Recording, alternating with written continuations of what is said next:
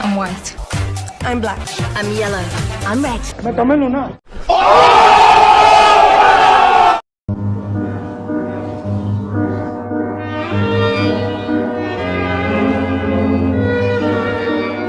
राम राम मेरे प्यारे आईओनों की हलचल मजा में एक बार फिर से आप सबका स्वागत है अपने चैनल द पैट्रियट ऑफिशियल में। आज की इस वीडियो को बनाने के लिए मैंने 15 से 16 वीडियो क्लिप्स का यूज़ किया है और कोशिश की है हर क्लिप एक से बढ़कर एक हो।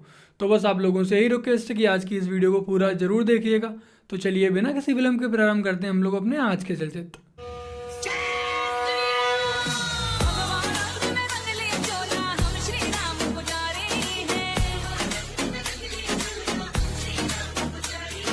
इसमें आपका बेटा कौन सा है?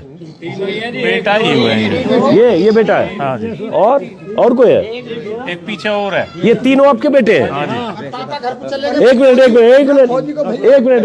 ये तीनों आपके बेटे हैं? तीनों भाई हो आप लोग? क्या नाम है आपका? संदीप चौधरी। आपका? शुभम चौधरी। आपका? तीनों भाई हो? अब मैं क्रॉस चेक करूँ, आपके पिताजी है ये? हाँ जी। तो पिताजी है गठबंधन की तरफ, आरएलडी की तरफ, तीनों बेटे बीजेपी की तरफ। और एक दिलचस्प बात और, अभी इनके पिताजी थे, मतलब 3 जनरेशन जो थे, जो पता नहीं बीच में चले गए, वो भी बीजेपी। हाँ, वो बीजेपी के सपोर्ट में। अलग बेवकूफ है जी। अच्छा। और आपकी पत्नी किधर है? हमारी तरफ। पत्नी किसकी तरफ रहेगी? हमारी तरफ रहेगी। सुनो भाई, लोकदल में है वो। हमारी तरफ है तो इनकी तरफ कब जाएगी? जहाँ हम कहेंगे वहाँ चलेगी। एक मिनट। आपकी माँ किधर है? यही हम बीजेपी में ही है। आपकी माँ बीजेपी में, आपके दादा बीजेपी में, आप तीनों बीजेपी में। हाँ जी। तो ये बहकी बातें कर रहे हैं क्या? की बातें कर रहे हैं, बहक गए। आरएलडी वाले बहका लिए इन्होंने।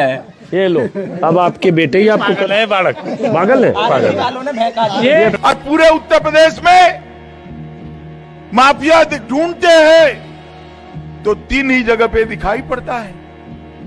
एक तो जेल में दिखाई पड़ता है, दूसरा उत्तर प्रदेश के बाहर दिखाई पड़ता है, और तीसरा अगर माफिया ढूंढना है तो समाजवादी पार्टी के प्रत्याशियों की सूची में देख लीजिए, वहां पर भी दिखाई पड़ता है।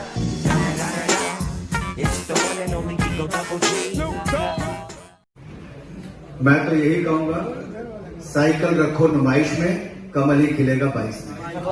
धन्यवाद। मैं तो यही कहूंगा, साइकिल रखो नुमाइश में, कमल ही खिलेगा 22 में। धन्यवाद। वह क्या सीन है? स्वामी जी सोइए मत, अभी भाषण देना है। क्या बोलूं कि नोट के बदले पार्टी बदल लिया। स्वामी जी, बिटिया को काहे भाजपा में छोड़ा है? मैं पागल हूँ जो बेटी का सपा में ले आऊंगा? बेटियां भाजपा में ही सुरक्षित हैं। ये कैसी सभा है, पानी की बोतल तक नहीं है। अरे स्वामी जी, सपाई लोगों का खून पीते हैं, आप नहीं हो। आपको भी आदत पड़ जाएगी। ये बरपक क्या बोल रहा है? खून पीना पड़ेगा तो योगी जी को फोन लगा, वापस जा सकते हैं क्या? रहने दो स्वामी जी, बेइज्जती हो जाएगी। भाजपा में सपोलो की कोई जगह नहीं। स्वामी जी कह रहे हैं लाल टोपी खतरे की घंटी है, नहीं पहनेंगे। कैसे नहीं पहनेंगे? तू लेकर आ जल्दी। ये लीजिए स्वामी जी, आपके लिए चाचा चौधरी वाली पगड़ी। ये लाल टोपी अभी है। हट यहाँ से, लाल टोपी पहनकर मुझे जूते खाने हैं क्या? ये ले, तू ही पहन इसे। ऐसे कैसे? आपको भी लाल पगड़ी पहननी पड़ेगी। ऐसा न कर टीपू, फिर कब पार्टी बदलनी पड़े, क्या भरोसा। आपके कितने बच्चे हैं? हम पे 8। आपके 8 हैं और बड़ी वाली के कितने हैं? 11। उनके 11 हैं। तो आप लोगों ने नहीं सोचा कि महिलाओं का शरीर खराब होता है, ज्यादा बीमारियां होंगी, परेशानी होंगी? कभी नहीं लगा ऐसे? कुछ नहीं लगा। ये रफीक खान साहब हैं, इनकी 2 पत्नी हैं। एक पत्नी दवा लेने के लिए गई हुई है बाहर, ये उनकी छोटी बेगम है। इनके 19 बच्चे हैं और इनका ये कहना है कि सरकार की ओर से जो सहूलियत इनको मिलनी चाहिए वो सहूलियत इस परिवार को नहीं मिल रही है।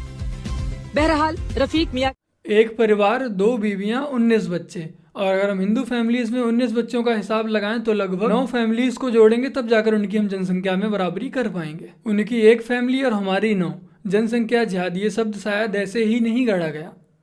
अगर आप अपने कार्य में अच्छी रहेंगी तो कई पत्रकारों को हमने यशवार्ती दिया है, तो 50,000 महीना आपको मिलेगा। इसलिए आपको समाजवादी पार्टी की स्टोरी अच्छी लिखनी पड़ेगी। अगर आज से आप लिखना शुरू करें तो 2.5 साल में इंतजाम हो जाएगा कि अगला कोई सम्मान आपको प्राप्त होगा। और अगर ये बात नहीं आई है, आपको शायद नहीं मालूम होगा हमारे कुछ पत्रकार साथी हैं, उनको ये सम्मान प्राप्त हुआ। सच्चा पत्रकार बनना चाहते थे, नेताओं का दल्ला बन के रह गए। अपने आप से घिन आता। आपने कहा था हिंदू विरोधियों को मोदी योगी पसंद नहीं है, मैं अपनी गर्दन भी काट कर रख दूं तो भी वो मुझ पर यकीन नहीं करेंगे। मैं सही बोल रहा हूं। आप एक खास समुदाय की बात नहीं, मैं किसी खास समुदाय की बात नहीं कर रहा, जो हिंदू विरोधी हो और राष्ट्र विरोधी।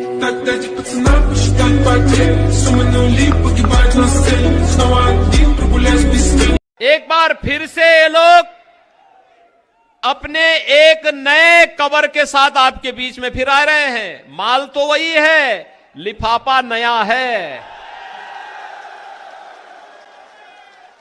माल तो वही पुराना सड़ा गला माल है, जिसने असुरक्षा दी, जिसने दंगा दिया, जिसने माफिया दिए। और आज भी कहते हैं, कह रहे आने दीजिए सरकार। हमने कहा कभी नहीं हो रहा, कवायद के दिन तक भी तुम्हारी जो है, कयामत के दिन तक भी तुम्हारा ये सपना साकार नहीं होने वाला है, ये मान करके चल लो। लेकिन ये देख लो, 10 मार्च के बाद ये पूरी गर्मी शांत करवा देंगे। यहाँ लगभग आप ये मानिए कि बीजेपी एक तरफा जीत रही है, क्योंकि यहाँ ये देखिए कि क्राइम जीरो हो गया है। यहाँ बिल्कुल जो जितना भी यहाँ पर क्राइम था वो सब खत्म हो चुका है, और बीजेपी के राज में सब लोग बहुत मजे से जी रहे हैं। सड़कें, बिजली, सब कुछ, बहुत व्यवस्था अच्छी है, सब कुछ अच्छे से हो रहा है यहाँ पर। जी, सड़कें, पानी जैसे विकास के मुद्दों की आप बात करते हैं। साथ ही आज चूंकि यूपी के जो मुख्यमंत्री हैं योगी आदित्यनाथ जी, उन्होंने आज ट्विटर पे कुछ चीजें लिखी कि दूसरी पार्टी जिन्ना का सपोर्ट करती है, पाकिस्तान का सपोर्ट करती है, हम लोग भारत माँ का करते हैं। पहले कावड़ यात्रा और राम जन्मभूमि जैसे मुद्दे नहीं ढंग से नहीं उनका ट्रीटमेंट किया जाता था, अब राम मंदिर बन रहा है। तो क्या इस तरह के मुद्दे भी आप लोगों के लिए मायने रखते हैं? देखिए, राम मंदिर बन रहा है, बहुत अच्छी बात है। ये पिछली सरकारें कुछ नहीं कर पाई इसके लिए, और अब राम मंदिर बन रहा है तो बहुत अच्छी बात है, और दूसरे समुदाय को इससे कोई दिक्कत भी नहीं है। अब सरकार का ये क्रिप्टो पर टैक्स लागू करना एक तरीके से देखा जा रहा है कि सरकार ने एक्सेप्ट कर लिया है, एक्नॉलेज कर लिया है क्रिप्टो करेंसी को देश में। हालांकि इसे लीगल नहीं कहा है अब तक, लेकिन इसे देखा जा रहा है कि ये फर्स्ट स्टेप है लीगलाइज करने की। डिजिटल रूपी जो रिजर्व बैंक का इशुएंस होगा वो लीगल टेंडर रहेगा, बाकी सब बिल्कुल लीगल टेंडर नहीं है, will not become, will never become. कि वो ये जो क्रिप्टो ट्रेडिंग हो रहा है ना, वो बिटकॉइन, एथेरियम, वैसा नहीं होगा। ये एक ऑफिशियल डिजिटल करेंसी है, मतलब वो चीजें है ना, बिटकॉइन, एथेरियम, ये तो लीगल टेंडर बिल्कुल नहीं है।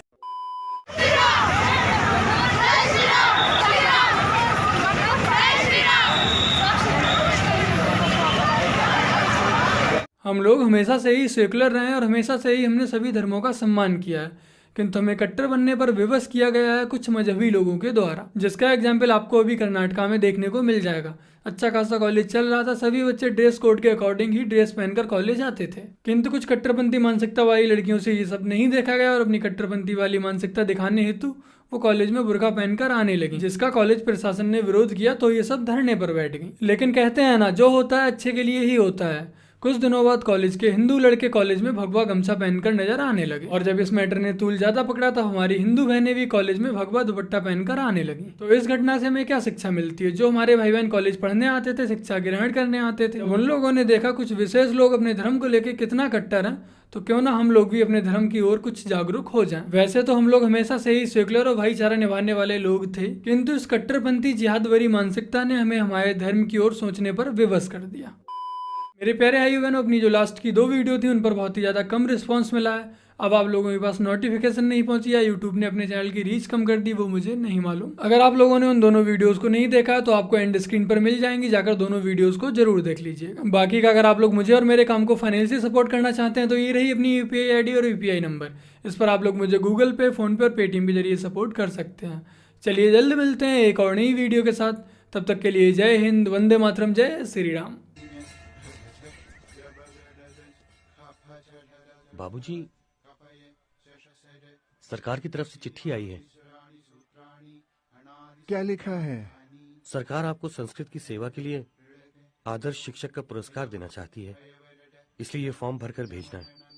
सरकार आपकी पूरी जानकारी चाहती है। तो ठीक है, धन्यवाद की चिट्ठी भेज दो सरकार को। और लिख दो कि मैंने संस्कृत की नहीं, संस्कृत ने मेरी सेवा की है। संस्कृत ने मुझ पर उपकार किया है, मैंने उस पर कोई उपकार नहीं किया है। सम्मान करना ही है तो उन विद्यार्थियों का करें जो दम तोड़ रही इस भाषा को अब भी विश्वास के साथ पढ़ रहे हैं। चिट्ठी लेकर ले आओ, मैं हस्ताक्षर कर दूंगा।